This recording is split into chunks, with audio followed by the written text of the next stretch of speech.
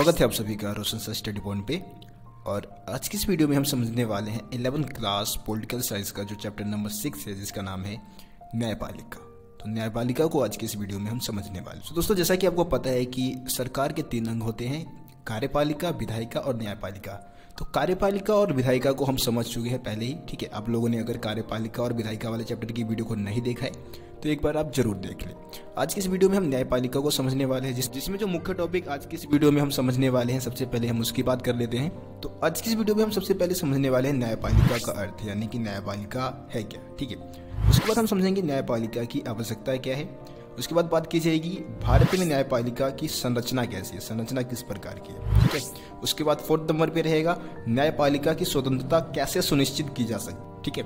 उसके बाद 5th number पे रहने वाला है कि भाई न्यायपालिका के मतलब जो न्यायाधीश है ना, उनकी नियुक्ति कैसे की जाती है और उनको उनके पद से हटाने की प्रक्रिया कैसी है।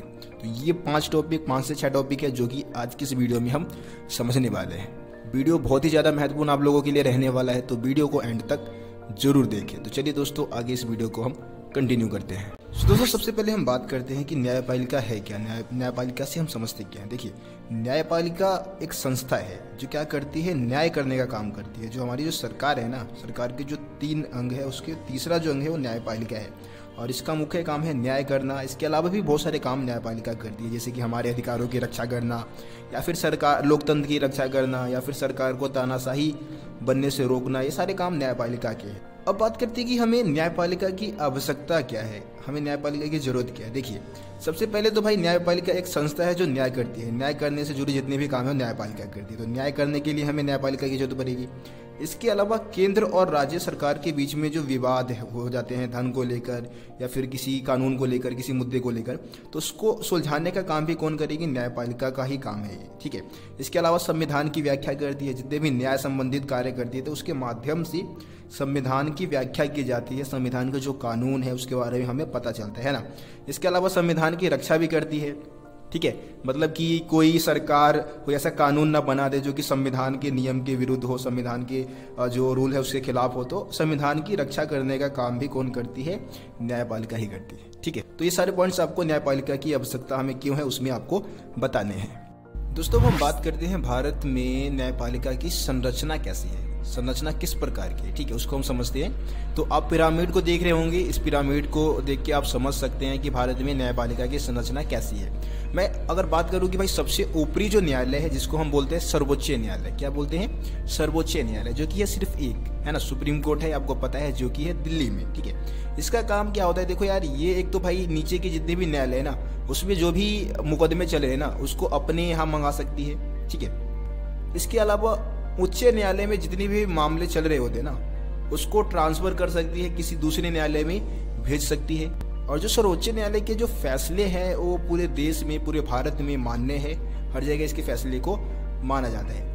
उसके बाद दूसरे नंबर पे आते हैं उच्च न्यायालय, है ना, जिसको हम हाई कोर्ट बोलते हैं इंग्लिश में। इसकी टोटल संख्या है 25, मतलब हर एक राज्य में है, लेकिन आपको पता है कि कुछ राज्य के भाई 2 राज्यों को मिला के एक ही सर्वोच्च उच्च न्यायालय है, जैसे कि आप पंजाब और हरियाणा की बात कर सकते हैं। तो अगर हम हाई कोर्ट के पावर की बात करें तो भाई हाई कोर्ट भी क्या कर सकते हैं, अपने नीचे के जितने भी मुकदमे, जितने भी नीचे की अदालत है उसमें जो मुकदमे चल रहे हैं उसको अपने पास मंगा सकता है।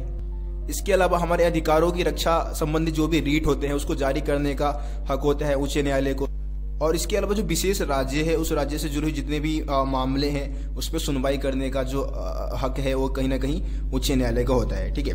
उच्च न्यायालय के नीचे आता है जिला न्यायालय, जो कि हर एक जिले में होता है, ठीक है। और जिला न्यायालय क्या कर सकता है, अपने के नीचे के जो अधीनस्थ न्यायालय के जो मुकदमे है उसको अपने पास मंगा सकता है। इसके अलावा कुछ जो मतलब आपराधिक वगैरह मामले जो होते हैं उसकी सुनवाई भी जिला न्यायालय में किया जाता है। जिला न्यायालय की जो टोटल संख्या है वो 672 है, ठीक है। ये आपका जिला न्यायालय की संख्या हो गई। उसके बाद अधीनस्थ न्यायालय आता है, जो कि सबसे नीचे पायदान का न्यायालय है। और यहाँ पे ज़्यादातर जो फौजदारी जो मामले होते हैं, यानी कि जो भी आपराधिक मामले हैं, फौजदारी मामले या फिर दीवानी मामले होते हैं, जैसे कि ज़मीन वगैरह से जुड़े हुए जो मुद्दे हैं, उसकी सुनवाई अधीनस्थ न्यायालय में ही किया जाता है, ठीक है। तो ये हमारे देश में जो भी न्यायपालिका है उसकी संरचना है। सबसे ऊपर आता है आपका सर्वोच्च न्यायालय, ठीक है। उसके बाद उच्च न्यायालय, उसके बाद जिला न्यायालय और उसके बाद अधीनस्थ न्यायालय। जो सर्वोच्च न्यायालय है उसकी संख्या 1 है, उच्च न्यायालय की संख्या 25 है, जिला न्यायालय की संख्या 72 है, और जो अधीनस्थ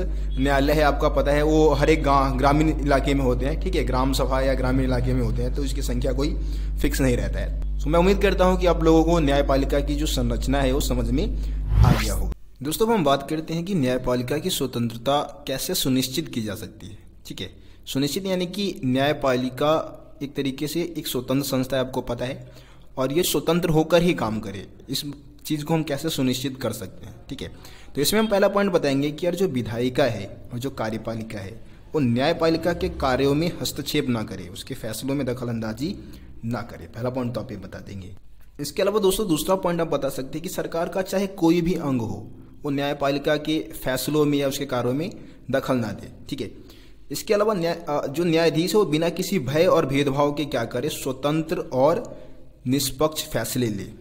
इसके अलावा दोस्तों न्यायपालिका की स्वतंत्रता को सुनिश्चित करने के लिए कुछ कदम भी उठाए गए हैं, जैसे कि न्यायाधीशों की नियुक्ति के मामले में विधायिका को शामिल नहीं किया गया है, विधायिका के सदस्यों को जो है वो न्यायाधीश की नियुक्ति में शामिल नहीं किया गया है ना।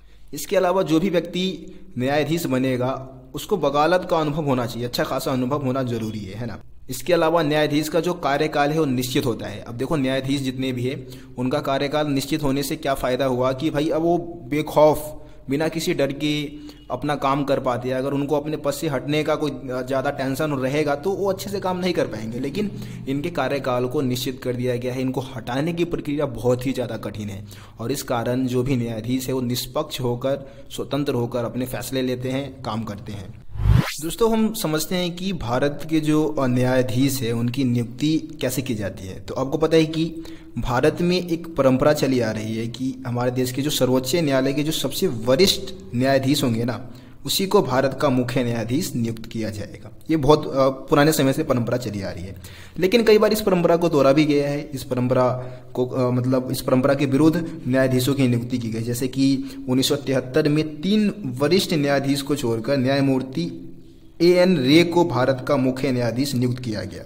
ठीक है, इसके अलावा दूसरा एग्जाम्पल भी हमें मिलता है कि 1975 में क्या हुआ, एक न्यायमूर्ति थे जिनका नाम था H.R. खान। ठीक है, तो H.R. खान को छोड़कर M.H. वेग को नियुक्त किया गया था मुख्य न्यायाधीश के रूप में, भारत के मुख्य न्यायाधीश के रूप में। तो ये आप समझ सकते हैं कि जरूरी नहीं है कि जो एक तरीके से सबसे वरिष्ठ जो सर्वोच्च न्यायालय के न्यायाधीश है उसी को भारत का मुख्य न्यायाधीश के रूप में नियुक्त किया जाएगा। अब इसके अलावा जो भी सर्वोच्च न्यायालय और उच्च न्यायालय के जो अन्य न्यायाधीश है उनकी नियुक्ति राष्ट्रपति करेगा, और किसकी सलाह से करेगा, तो जो भारत के जो मुख्य न्यायाधीश है ना उनकी सलाह से करेगा। तो आप ये समझ चुके हैं कि हमारे देश के जो मुख्य न्यायाधीश होते हैं ना वो सर्वोच्च न्यायालय के सबसे वरिष्ठ न्यायाधीश को ही भारत का मुख्य न्यायाधीश माना जाता है, और बाकी जो अन्य न्यायाधीश है उनकी नियुक्ति राष्ट्रपति किसकी सलाह से करेगा, भारत के मुख्य न्यायाधीश की सलाह से करेगा। दोस्तों अब हम बात करते हैं कि जो न्यायाधीश है उनको उनके पद से हटाने की प्रक्रिया क्या है, कैसे उनको अपने पद से हटाया जा सकता है। तो यार पहली बात तो भाई देखो न्यायाधीशों को ना उनके पद से हटाने की प्रक्रिया बहुत ही कठिन है। जब वो कदाचार का आरोप लग जाए उनके ऊपर या फिर कोई गलत आरोप लगाया जाता है ना तभी उनको हटाया जा सकता है। इसके लिए क्या करना होगा, न्यायाधीशों के विरुद्ध एक तरीके से जो आरोप जो लगा है वो संसद में एक विशेष बहुमत से पारित होना होगा, जब भी जाके उनको उनके पद से हटाया जा सकता है। उदाहरण के लिए कोशिश भी की गई थी, जैसे कि 1991 में हुआ था। 1991 में एक न्यायाधीश थे वी रामास्वामी, उनके ऊपर आरोप लगाया गया था कि उन्होंने क्या किया, सार्वजनिक धन का ना निजी इस्तेमाल किया है, मतलब जो हमारी सरकारी जो धन दौलत है उसका अपने इस्तेमाल में लगाया है, ये आरोप लगाया गया था।